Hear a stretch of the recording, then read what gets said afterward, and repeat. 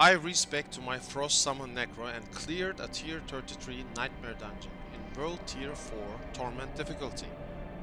Hey, what's up everyone, this is SKULM, and in this video I will provide a minor update to my Frost Summon Necromancer build and answer some popular questions while covering the highlights of tier 33 Nightmare dungeon clear. In this video I will not cover the basics of the build since that was done in the main build video. If you want to know about the essentials of the build, check this video right here. I have to give a fair warning. Respecing in Diablo 4 costs a fortune, and I could not afford resetting my Paragon board.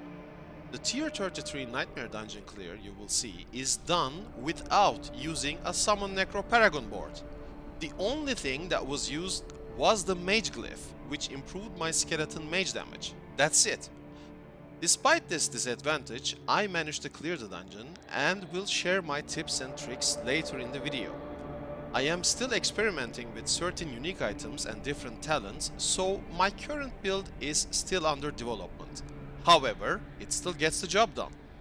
Before we begin the dungeon run, I want to answer some popular questions you guys have asked. The first question was related to the survivability of minions in Torment World Tier 4 difficulty.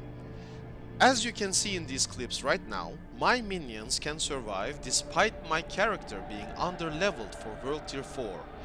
We also have many backup options to replenish our army, mainly the Army of the Dead upgrades and also generating multiple corpses to manually use our Skeletal Priest to further heal and buff our army. So the answer to the question is yes, your minions can indeed survive in World Tier 4. Especially if you use Paragon board and items that provide maximum minion life and minion cast speed. The second most popular question was if Bone Necro a better spec than a Summon Necro. Bone Necromancer can dish out great damage and the build is suitable for high-end fast clear rounds. My Frost Summon Necromancer does not have that clear speed. However, it is a player-friendly build which offers massive crowd control and moderate damage while prioritizing safety above all else. So, if you're a player who want to do things slowly but surely, this is your build. The third question was related to the use of Sever instead of Blight. In Torment dungeons, we are generally pressured by packs of elites rushing us.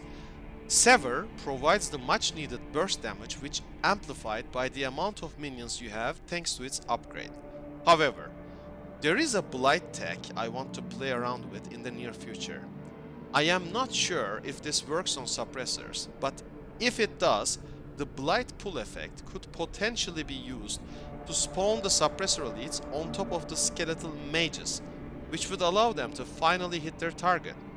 Since suppressor elites are generally a problem for the skeleton mages, we may use this tech in the future.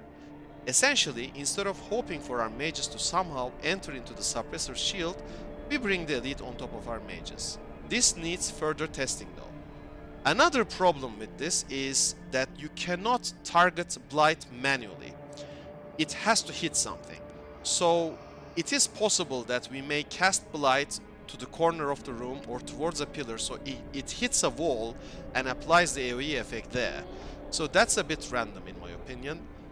I may also play around with the Bone Prison version which spawns a Blight so I can cast the Bone Prison on demand wherever I want on the map and then the Blight could actually pull them inside the Blight. However, the prison has to be spawned on top of the skeletal mages again.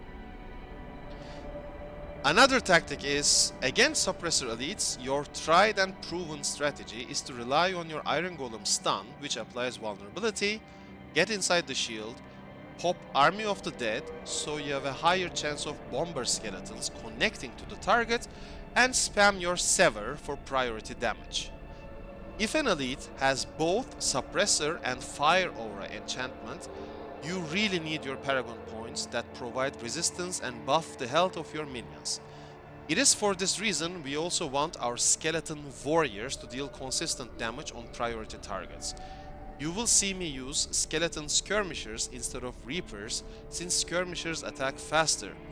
We generate tons of corpses anyway, so it is easy to spam skeletal priest and either keep them alive or just replenish them.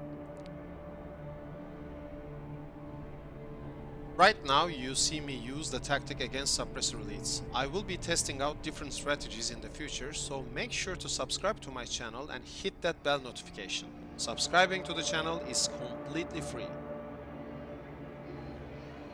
As you can see, I am underleveled in Torment World Tier 4 difficulty, but build manages just fine. Again, your Paragon boards, items with max minion life and minion attack speed are crucial to optimize the build.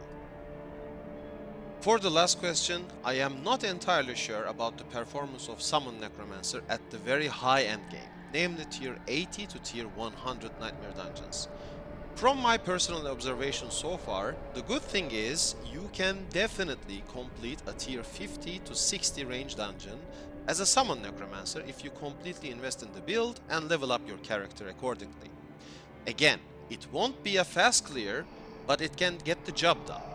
In the future, when I hit level 100, I will definitely test out the maximum limit of the build and try to come up with different strategies and tactics to share with you, so make sure to follow me. I am now going to show you the highlights of my tier 33 Nightmare dungeon run. Pay attention to my positioning and my strategy when I get ambushed by elite packs. I kinda remind you that I could not reset my Paragon board, so we are basically playing without a Paragon board for a Summon Necromancer. I will continue to update the build, and if you want to join in on the theory crafting, join my Discord server. The invitation link is at the video description.